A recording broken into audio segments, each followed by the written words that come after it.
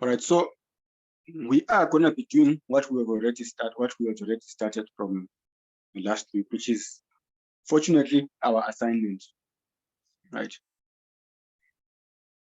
Fortunately, which is our assignment. All right, this is where we were. Perfect.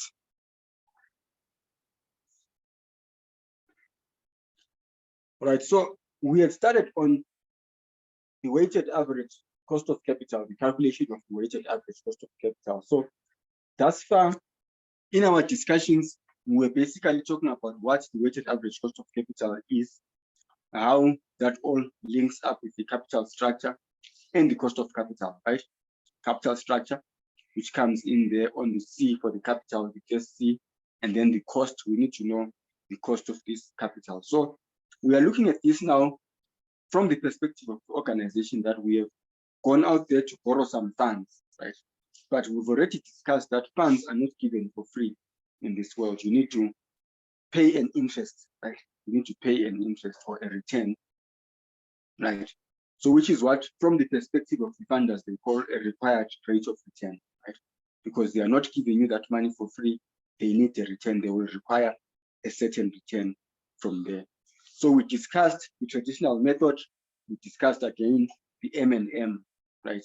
Regarding the KE and the KD, the relationship between the KE and the KD, and how that when you put those two together, for starters, you expect that the weighted average cost of capital is going to go down, but with time, it's going to keep going up again, right? So why so? It was because of, I think we said it was because of financial risk, right? Financial risk. The introduction of debt brings about financial risk. So weighted average cost of capital basically is going to be different from your cost of equity, right? Only when you have introduced debt or when the organization has debt, right? Under those circumstances, those amounts are not going to be, sorry, those figures are not going to be the same. So we ended that session now by looking at this calculation here, which is from the previous, this was from an FI concession, by the way. So they've decided that they keep us as an assignment, making our work a lot easier because we already have the solution on this side. But it's good that we discuss it in class, and if there are any amendments that we need to make, then we'll make the amendments. So on our discussion, we said, when you are calculating the weighted average cost of capital, the first place to go to is to your statement of financial position, right? Your statement of financial position, which is your balance, right? What does that give you? It gives you your assets, equity, and your liabilities, right? But what you're interested in now is your equity and your liabilities, which is your capital structure. That's what you are interested in, right? Equity is straightforward. Then when it comes to liability, you're looking at the permanent capital structure, that part of liability that forms part of the permanent capital structure, right? So in other words, you're not looking at training. Right. Okay. You're not looking at that amount that you borrow only for, you know, the amount that you borrow only for a short space of time. All right. All right. Sorry about that. It's nearly okay. That's you there. All right, that's fine. So when you're dealing with the liabilities part, be careful now that you're only looking at the liabilities, particularly the long-term liabilities, right? Non-current liabilities. So where they have said, there was a question that we did the other year, I think it was last year actually, where there was an overdraft. But under the information, they were saying, the additional information, they were saying that overdraft is part of the permanent funding of the organization. So under those circumstances, then you need to include it under your capital structure, right? So remember, at this stage, we're not putting hard and fast rules, right? We need to read each circumstance as it comes. So the definition that we know now is capital structure. When we're dealing with weighted average cost of capital, we're looking at the long-term financing, right? So if they say their preference says but the preference shares are for a year for some reason, then you're not going to include them, right? Because they're not part of the permanent capital structure, right? You're looking at something that we expect to have in the long term. So you want to be reading into those circumstances. But I'm not going to expect anything that complicated anyway. Right? I'm just mentioning so that should they put in again one or two of those things, like look at this bank overdraft here, for instance. So if it has an additional information there and they do tell you that it's part of the permanent financing of the organization, then when you are calculating your weighted average cost of capital, do include it as well. They'll probably give you an interest rate for it. All right, so once you've come now to your statement of financial position and identified your equity, so your equity is this portion here, right, where you find your ordinary share capital, right? Your ordinary share capital, retained earnings. Sometimes there are other components of equity, but don't mind those things, right? Just follow that and then look at the information there. We are going to get guidance from the information as to what to do with that equity, right? And then I did also say, pay attention now to what methods they require you to use, right? In terms of what values, rather, let me not say method, what values they require you to use. So you can either be asked to do your calculation using market values or to do your calculation using book values. And usually now, if they have given you a target capital structure, then that's your first option, that you want to use the target capital structure. I think when we end on the next session, we'll talk about why we use the market values, why again we want to use the target capital structure, and then under what circumstances maybe can you use the book values, right? Talking about where are you going to be using this weighted average cost of capital anyway. All right, so we then did the calculations. I'm going to go to where we did the calculations. I think I'm going to check it quickly, and then we're all going to go there, right? I'm just going to locate it, right? I think I can share that part of the screen. All right, this is the one that I want now. Good. So my Excel is an online Excel, but it works just as good.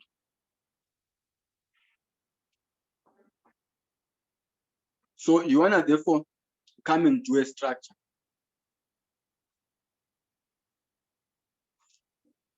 Yeah. See, I ended up putting a lot of unnecessary workings here for. Right, let's just take this out. This is not needed. We just need what. You see what happens if you are busy with a lot of things. You basically take the spreadsheet and you use it for a lot of other things. All right, okay, there we go. Okay, so this is what we want from the weighted average cost of capital. So what we did now, this was in the last session. You identified, now that you've identified from the statement of financial position, your instruments, right? We have equity, and then we have the long-term loan, then we have 12% preference shares, right? Sometimes they can be debentures, whatever is there, you just put it out there. And then the first one is going to be market value. So if you are going to be doing it on book values are the balance sheet values, right? If you are going to be using on book values, then here it's going to be book values. Then if you are going to be using target capital structure, then you are going to be using that there. You basically put your target there. So normally if it's a target in the form of a weight, so both of these are going to be replaced by just one target, and then you will have your cost again, which you usually have to calculate, and then your weighted average cost of capital on the other side there, right? So that's what we basically do on that one. All right, so let's rush back to the question now and just explain what we were doing there, right? And just explain what we were doing there. You need to forgive my network there. It's a little bit slow.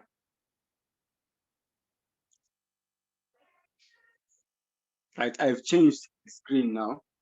So, right, just give me a second. I think let me change the connection on that there. Okay, but it's getting there. Let me not touch it. Right, ordinary share capital, so it's on 1.4 there. So let's read what information is there on 1.4. Let's blow this up a little bit.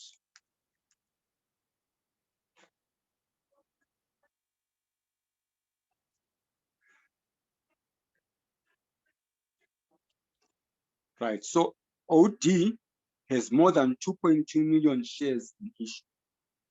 Right, so it's important now to not lose track of what we are doing and what we are looking for. Right? We need the weighted average cost of capital, so we need market values, right?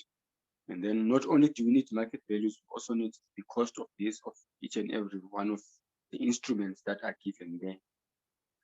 So which means every information that we are going to be reading is to try and get that information out there. So we have, so ordinarily now, to get the market value of equity, it's basically the number of shares times the market price per share. If you multiply those two, it will basically give you the market capitalization, right, which is the market value of those shares. Right. So what are we told here now? We are told that OD, which is the company that we're dealing with, has more than 2.2 million shares in issue. Then on the 30th of November 2022, these shares were trading at 25 Rand each, while OD's price to revenue multiple was 0.7 times on that same day.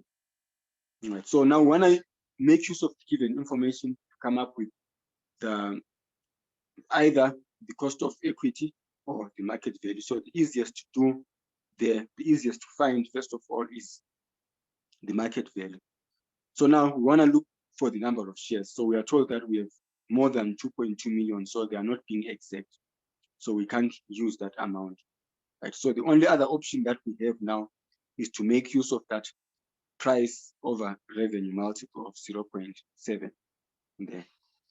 So which means the price to the revenue is 0.07. So we had a calculation for that now. So what we need is the price. So we're gonna make use of the revenue and that multiple that we're given to get the price there. So then we went up and then we checked the revenue figure there is given as 87,000. This is the top one. Right? So we have revenue figure and then we have the multiple. So we basically made use of those two amounts to get our market capitalization. So this is the calculation right here. Bam, there you go. So it's price divided by revenue is equal to 0.7. So what is the price? The price is going to be 0.7 times revenue. So you are basically multiplying both sides by revenue there to eliminate that denominator, right? So the revenue we already did say is 87,000. So you take that 87,000 and you multiply it by 0.7. It's basically going to give you 6,900. So that 6,900 there is market price. So you take that amount and then you just plug it in there. All right. Now that we are done with that, we don't yet have any information with regards to the cost. So let's move on to the long-term loan. Let's check what the story is there on the long-term loan. Right. There we go. So our long-term loan is under liabilities. So you go there, it's 1.5. So what I'm doing is pretty standard. Basically what you do with every question that you get, because they will most likely ask you to calculate weighted average cost of capital. So you might as well follow this methodology. So on the 30th of November, the market value of the long-term loan was how much? 23.5 million. Right. So we have the market value now of that loan on that date. What else are we given? Nothing else, right? So let's go now and work with what we are given. Right, there we go. So what did we put there? Market value is 23.5. So we take it as it is, and then we put it straight up there. Very easy, very easy. So all that you're doing is just putting the figures. Now we have the 12% preference shares. So let's deal with the 12% preference shares. So I remember some years back we were having a, okay, I wasn't having the class, my friend was actually teaching. I think that could have been FAC 2601, I think, back in 2018 or 2019. And then they were having an issue there with the students with regards to this here, what this means, what this 12% means, right? So the question that they had, it was I think they were told that, let's say there were 5,000 preference shares, 12%, there were 12% preference shares, which were 5,000, right? There were 5,000. The number of those shares was 5,000. And then the value was given as 8,000. So the big debate now with the students was on the calculation of the preference dividend. So the student was arguing that you should take that 12,000 and multiply that 12% and multiply it by number of shares, because that 12% there is the same as 12 cents. So you basically multiply that and it gives you a dividend. So it became a whole big thing there in the class. But in any case, just to clear that before it comes, we take that 12% and multiply it by that value there, if you want to get the dividend, right? That's what you do. Right, so the information on that is on 1.6. So let's go straight down to 1.6. On the 30th of November 2026, the preference shares will be redeemed at a 6% discount. So we are dealing with the future value now of that of those preference shares. So a discount of 6% on fair value. So we need to be careful of these issues here. So it can either be redeemed at a discount or at a premium, right? So we need to see what happens in those circumstances. And then on the 30th of November, the market-related cost of similar redeemable preference shares was 12.6%. So we want to make use of all this information in this short paragraph there to calculate the present value of that there. So we are going to do calculation together there. So the par value is going to be, so they are going to be redeemed at, where is the par value? So this is the par value, 8,000, and then less a discount of 6%. All right. And then again, what do we know? We have a 12% dividend that is paid. Okay. And then what else do we know?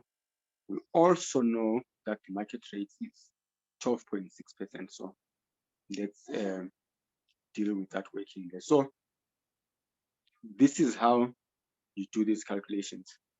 So you are basically going to be making use of your financial calculator there. So we want to first calculate the future value, right? So it's going to be 8,000. So a 6% discount is the same as 1 minus 0.06. So which is 1 minus 0.06 there. So this is where this 0.94 is coming from. Okay. So let's take that out. And then the interest, you always want to make use of the market rate. That you always want to make use of the market rate because you want to get the market value. So you use the market interest rate. And then the number of years now, we are doing this for 2022, and then it's going to be redeemed in 2026. So it's going to be 4 Sorry, years. Ntando. Yes. You said 0.94 is equals to 6% for discount. Yes. So if the discount, so remember the full amount is 100%. So if you basically make, want to put a discount on that 100%. So if it's 100% minus 6% discount, it's going to give you that 0.94 there. So we want to multiply by that 0.94. So it will be wrong if you say 8,000 times 6%. What would be right would be for you to, because you need to redeem it at 8,000 less than 6%. So you can, the other way, you could say 8,000 minus 0.06 times 8,000.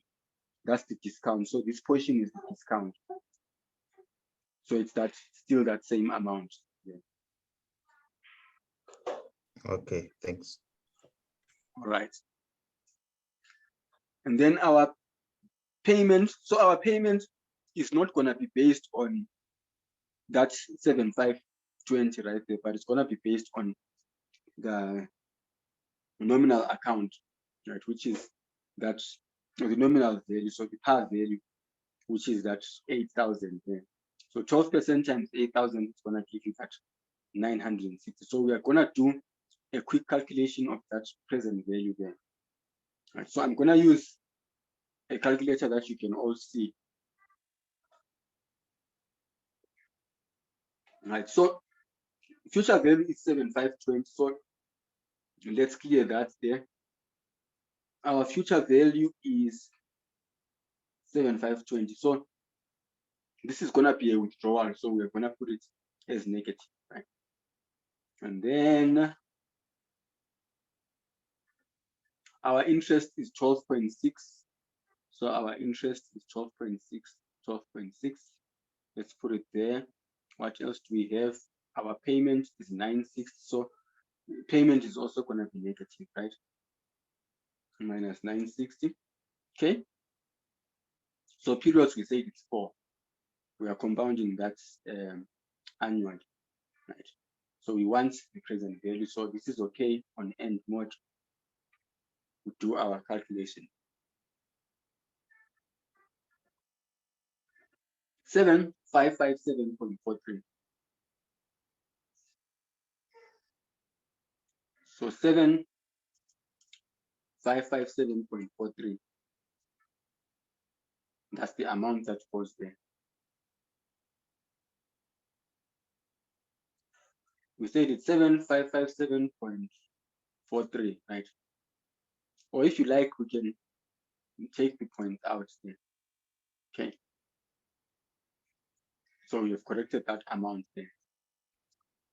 So we have equity, the what you call that, market value of equity, market value of long-term loan, the market value of preference shares given there. What we do now, next stage is to work on the weight, right? So the good thing to do here, the best way to tackle this, if you are not going to be using Microsoft Excel in your thing, then use a calculator. And of which I would actually advise that maybe you use a calculator, right? With the way these guys are matching, maybe they don't even check. Right? But basically the formula there is, let's take it out and recalculate, right? Right, the formula there to get the weight. So it's gonna be the total, or sorry, equity divided by the total. So you sum all those up to get a total of all those, which is the total of equity, the loan, and the preference shares. You put that total there. So to get the weight now, which is the proportion of equity based on the total, then it's gonna be that amount divided by this amount there. It's gonna give you that, right? Then for the next one again, B13, which is on that cell, divided by B15, which is on that cell, then that's it there, right? It gives you that. And then on the other one, does that again, right? Basically doing the same thing on that. So that's your weight.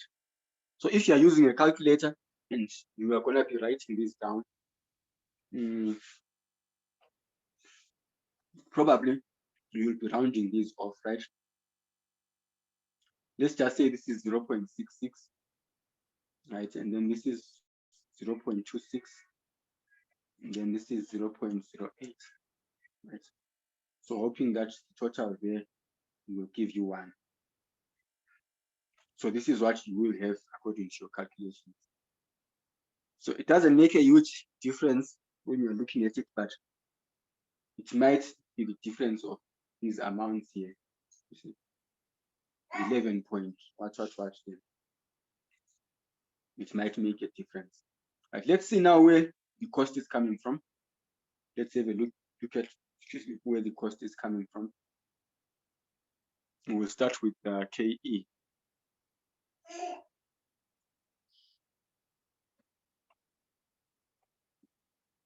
Right, let's see. I'm hoping it's somewhere down there. I can't remember where we took that. Okay, probably on top. Right, so this cost we have, right, 12.6, but we're gonna have a look at it again. Right, so on 1.8, as at 30th of November 2022, the market-related cost of equity was 11.5, and the market-related cost of long-term debt is 14. So let's deal with that there. So one is 14 and the other is 11.5. So let's go and see how that was treated there.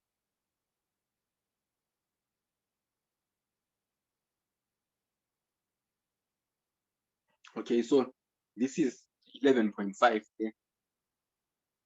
So long-term loan was 14%, but we then made an adjustment, tax adjustment, because the loan is tax deducted, right? It has the tax benefit. So it's 0.72. We said 14, right? So this is where that 10.08 is coming from. Preference shares, although they are debt, they are not tax deducted. So we leave them, we don't make any adjustment for that. Right. And then the preference shares, whenever the preference shares, for the purpose of this module, whenever the preference shares are redeemable, we always classify them as debt. Right. And then when the preference shares are non-redeemable, we want to classify them as equity. Right. So that comes in handy, particularly when you're going to be looking at capital structure, calculating the capital structure. Right. Maybe debt to equity. See? So it matters where your preference shares go there. So now to get your weighted average cost of capital, you're multiplying the weight by the cost there. So if you multiply those two, that's what we did there. C12 is on that one times D12, then it gave us that, right? And then you have that, and then you total them up, so it gives you 11.22 there. It gives you that 11.22 there. Then we are done with that question. But where are we going to make use of this information? Let's go now to the next question and see where this is going to come in handy.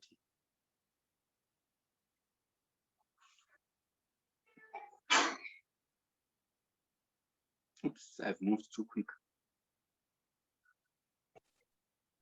And so we've done that part there. Now we are on.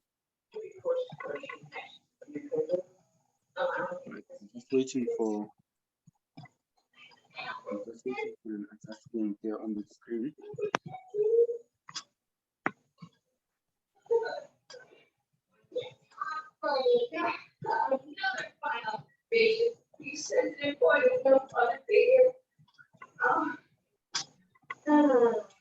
Abby, please mute your mic.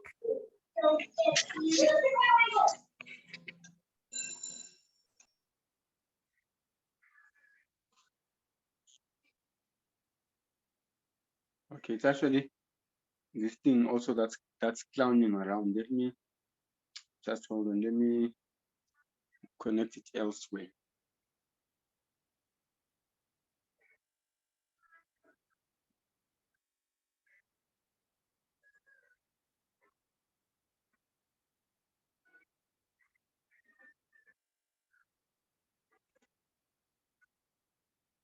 I want to do a quick connection before. All right, I think we are there now. Yeah, that I was very lucky before I got kicked out. Right, so based on, so we are on 2 now, based on capital budgeting principles, advise OD whether it will be financially beneficial to accept tender. So we are using capital budgeting principles. So this we have not yet done in class. So it was what we're gonna do next according to the promise.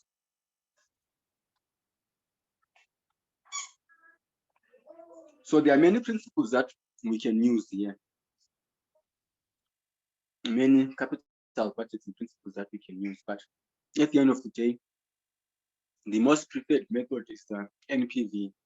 So if you're not using the NPV, then you can as well calculate the IRR, internal rate of return.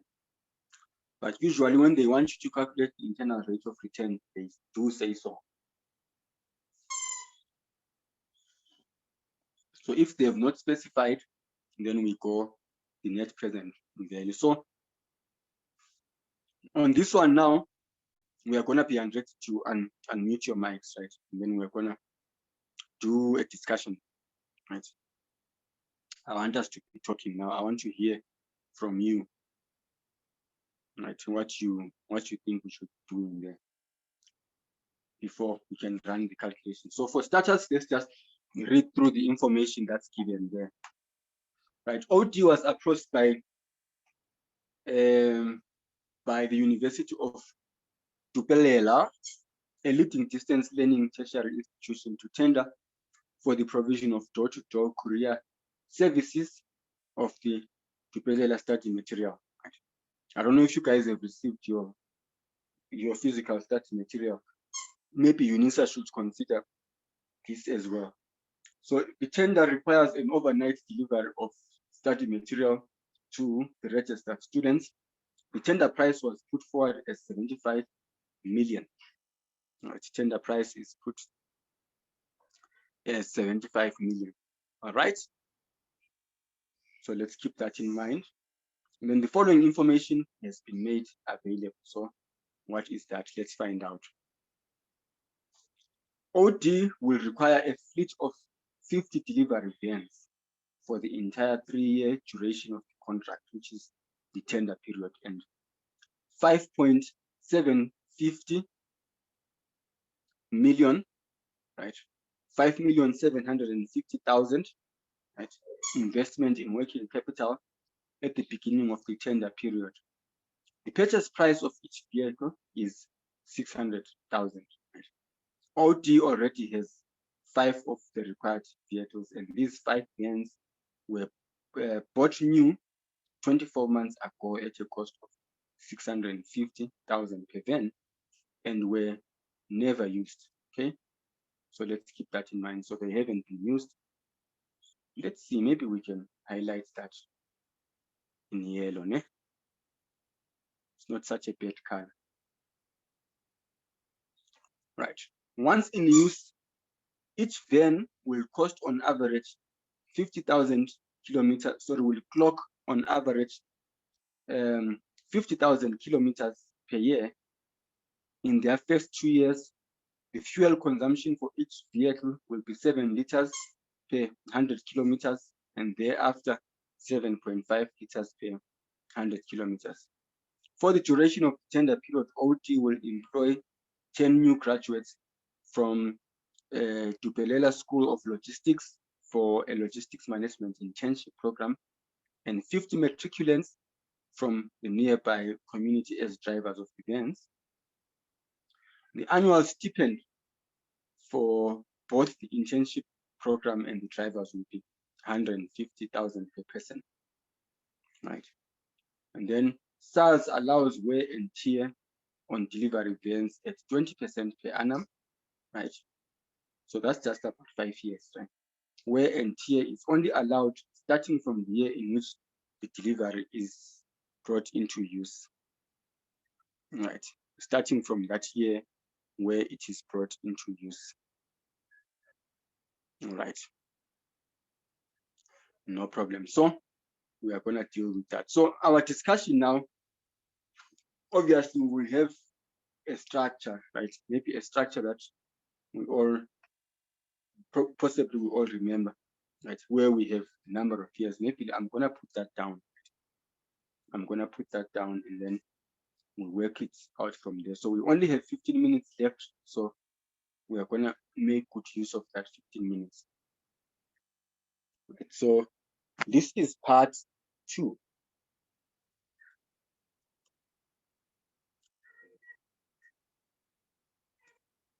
Right, this is part 2. All right. So right here we can have the year.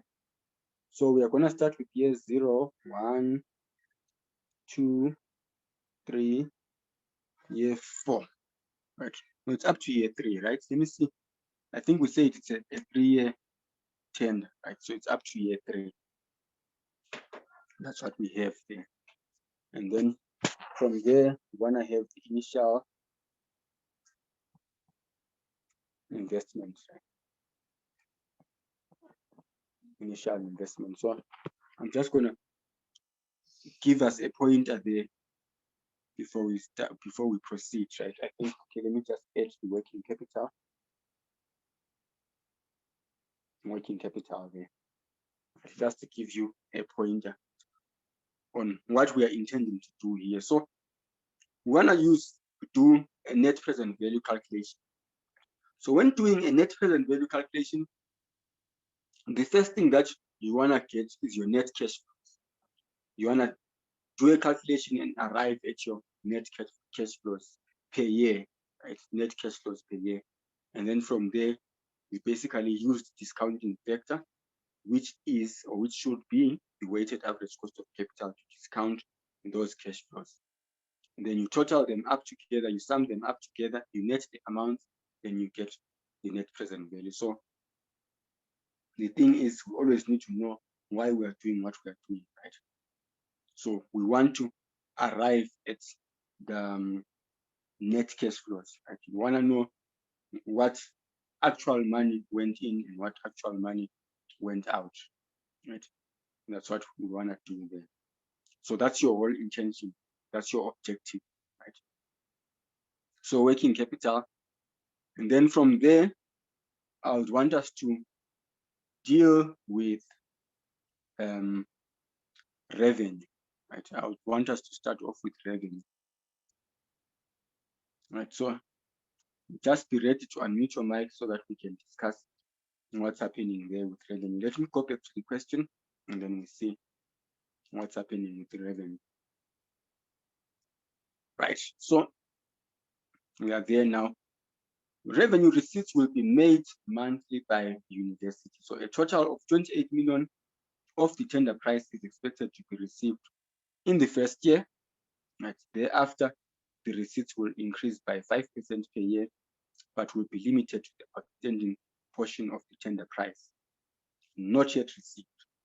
Right. So for the first year, our revenue is straightforward, right? Our revenue is straightforward. So we are gonna skip year 0, then we go straight to year 1 because that's when the amount is being received. So we have 28 million there. Right. Let me just make a quick adjustment on those amounts there. So on those values, I wanna make them. Let's say we will do financial. We'll do financial. Right. So the 28 million is straightforward. There you go. The 28 million is straightforward. Let's leave it at that. But I would want to hear from you now. How do we tackle the revenue in the second year? Right. How do we tackle the revenue in the second year? So let's just read through again, and then you can let me know what you think. So revenue will be made on a monthly basis. So the total amount of 28 million of the tender price is expected to be received in the first year. Thereafter, the receipt will increase by 5% per year, but will be limited to the outstanding portion of the tender price. So how do we deal with the revenue for the next period? Can I try? Yes, please. We are going to add the 5% to 28 million, which we are going to get 2.940. Yeah, or 000. All right. Thank you so much, Nelly.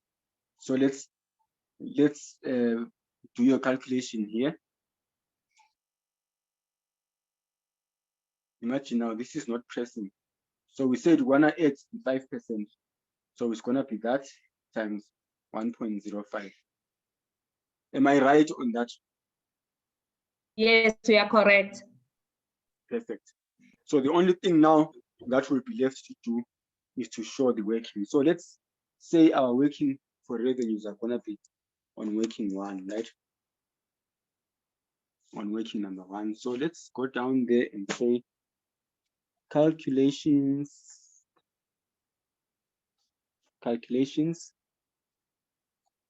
revenue. Okay, so on number one,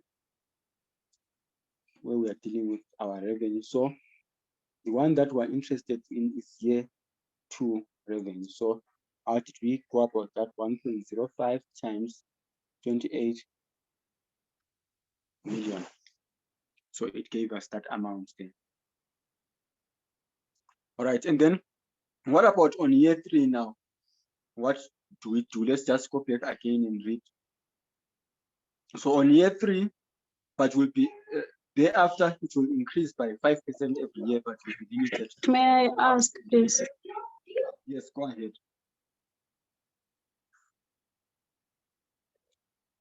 Yes, I'm listening. Yeah, I want to know about SARS. I thought maybe there'd be a deduction each year after the first year, second year up to the fifth year. Are we not deducting anything for SARS? Yes, I'm also thinking just like you, but we want to deal first with the amounts as they come, right? So we'll deal with the revenue, because remember, when you're deducting SARS, remember from your tax modules, our your tax needs to be calculated based on your taxable income. So when you are taxing a company, you don't tax it on the revenue, right? You need to tax it on the revenue minus allowable expenses. So we need to first deal with the allowable expenses, factor in that which you are talking about, the capital allowance, TC, until we get the amount that is taxable, right? And then we can do a tax deduction on that, right? So it's not turnover-based tax. You remember, turnover-based tax is not, we are not qualifying for that here. So we are in agreement there. It's just the point in which we do that. Yeah? So you want to get an allowance, you want to deduct fuel costs, maintenance costs, you know, and then allowance is granted on your motor vehicles, etc. And then from there you can do your tax calculation. So we'll get to that. All right. So now we're saying, so we are supposed to be increasing this by 5% now, but it must be limited to the tender price. So what's the tender price? So let's go there and see what the tender price is now. All right, so the tender price is 75 million. So whatever the case is, we need to finish off that 75 million. Yeah? So which means year three, how do we go about it? Anybody?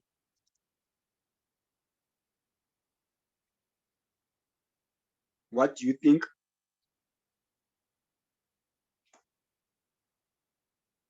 Somebody give a try. You will actually find that we are probably in agreement. I'm also thinking what you are thinking. Sorry, Ntando, Yes. for year three, I think we take 29,400,000 times 5%. All right, let's see what that gives us. 29,400, 1, 2, 3. So we increase it by 5%, so times 1.05. So Yes. it gives us that amount. So this is what this amount is supposed to be. So let's see now and compare that with the tender price and see if that does. 75. All right, 29,400, 1, 2, 3, plus 28, 1, 2, 3, 1, 2, 3. All right, so now they would have paid us how much now? In total, they would have paid us, this is 88 88. million, but they are supposed to pay us how much? 75 million. Yeah? 75. So which means they would have overpaid us. So remember this statement where they say it must be limited to the tender price. So I think for working sake, it's actually good for you to first do the 1.05% increase, and then we see how much that gives us. Then we compare that with the total. Right, so that's the 75 million there, which is the tender price. Let's go and see what they are saying about their, right, let's go and see what they are saying about. All right, so the outstanding portion of the tender price, so it must be limited to the outstanding portion of the tender price not yet received. Right? So which means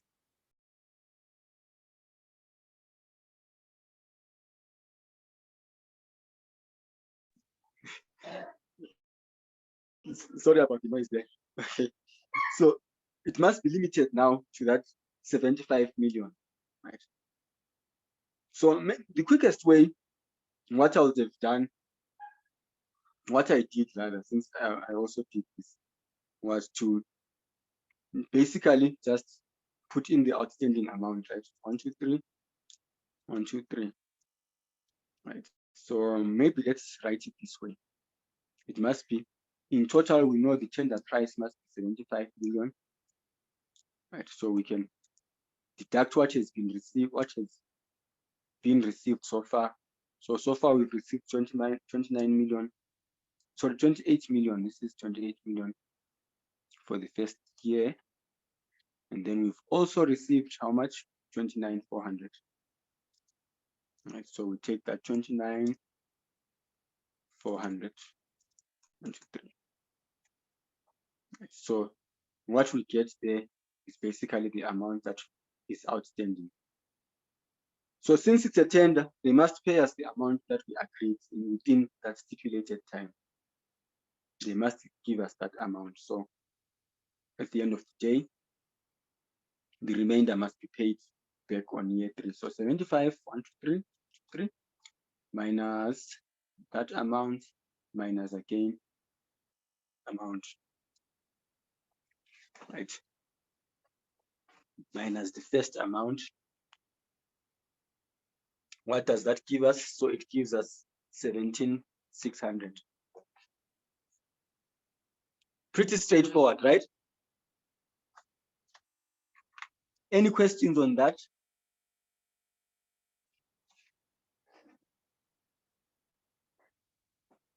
Any questions on that? Can you please repeat that, Dando? Okay, let me repeat that again. So let's go back to the question. So on the question, so a total amount of 28 million was given. So we are happy with that 20 million. We got it for the first year.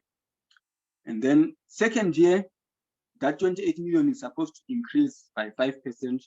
So hence it was 28 million times 1.05. So it gave us that amount. And then for the third year now, they are saying, but will be limited to the out. So they are saying these amounts are supposed to be increasing by 5% every year, but must be limited to the outstanding portion of the tender price, right? And then our first calculation now was to find how much that 25% was. So we did find, sorry, not 25%, the 5%. So we did find that 1.05 times for the previous period, we got 30.870. So we then agreed that if we put 30.870 here, the amount would exceed the tender price, which is 75 million. So if it's a tender, Yes. they basically need to pay us at the end of the day 75 million within this 3-year period there. So which is why now they were saying that amount needs to be limited to the amount that is outstanding. So once you put these two together now, the first year and the second year, it's 57,400. Then you deduct 75 million from 57,400, it will give you the amount that is outstanding from the tender. So we can safely conclude now, first year we got 28 million, second year we got 29,400, and then the remainder was paid on the third year. So that's the amount there that we have. So we keep that as it is. All right. So our time is almost up now. But next up, what we are going to be dealing with. So we are going to finish this next week, right? We're going to finish this next week, this part of the question next week. And then there's a lot of theory that we'll do. So next up, we'll be looking at the fuel costs, the maintenance costs, and then let's see what else. Okay, it's a whole lot of maintenance costs there, and the insurance costs there. And then we'll go now and look at where we are going to apply this SARS issue, right? This SARS issue, and then do a tax calculation, and then we'll be done with this question. So you will see it's going to take us a very short time. It's going to take us a very short time. So next time, come ready with your calculators again. We'll be running the discussion. So before we meet again, just be going through the question paper, right? So after we are done with this part, right, we will move to, we said question 1 we will do later. So we'll jump to question 3 from there, right? Question 3 was a whole 24 marks, as you can see, a whole 24 marks there on theory, right? Arguments for, right? Possibly financial. So this is where this theory now, this is where a difference is drawn between second-year students and third-year students. So this is where we need to go in big now in terms of our analysis, right? So the solutions here, I'll provide them last, right? But I would want us to discuss. So let me just give you a clue. Okay, this one we'll discuss next session. I'm gonna give you a clue on this one during the week, right? During the week leading to our session. Then on this one, I think we have these on the notes, right? So regulatory risk, legal risk, where we have all lots of risk. So you will get this question, whether you're doing costing or financial management, you will be dealing with risk categories. So business risk. So first of all, what is business risk? We need to know what that is, and then try and think about some of the risks that NNA could be faced with, right? Financial risk, the easy one. All right, what other questions do we have before we conclude? It's 8 o'clock now. Any questions before we can finish up?